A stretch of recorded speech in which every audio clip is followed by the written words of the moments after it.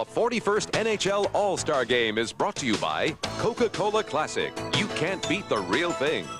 By the exciting, innovative, unconventional new spirit of Dodge. And by Scope, the best thing first thing in the morning. After 2 periods of the 41st National Hockey League All-Star Game, the Prince of Wales Conference leading the Campbell Conference by the score of 9-4. Marv Albert along with John Davidson. Well, let's see, we had 9 goals scored in all in the first period, only 4 in the second, and even 2 penalties were called by Kerry Fraser. You know what's interesting is Pierre Turgeon has 2 goals in this game, nearly had his 3rd in that second period, and normally that would be enough to say, hey, listen, this guy is going to be the MVP in this game. He has no chance with the show that Mario Lemieux has put on here in this game. And Wayne Gretzky has been quiet to this point, although he had a couple of good opportunities in the latter portion of the second period. Let's go down to Mike Emmerich with number 99. Thank you, Marv. Wayne, when Mario Lemieux has put on quite a show so far, does that get the competitive juices between you two going a little stronger for you as the game wears on, or not?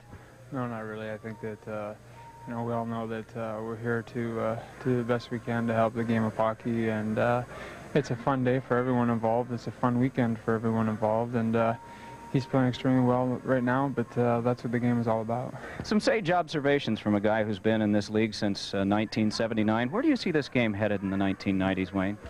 Well, I think that over the last 10 years, the game has improved immensely, and I think that over the next decade, it's going to even get that much better. And I think Mario's an example of the kind of player that's coming into our game now. Has got finesse, good hockey skills, and yet has tremendous size. And it's just professional sports is getting to a point where the athletes are really getting big and yet still can play like a little man. And I see the game heading more and more like that in the 90s.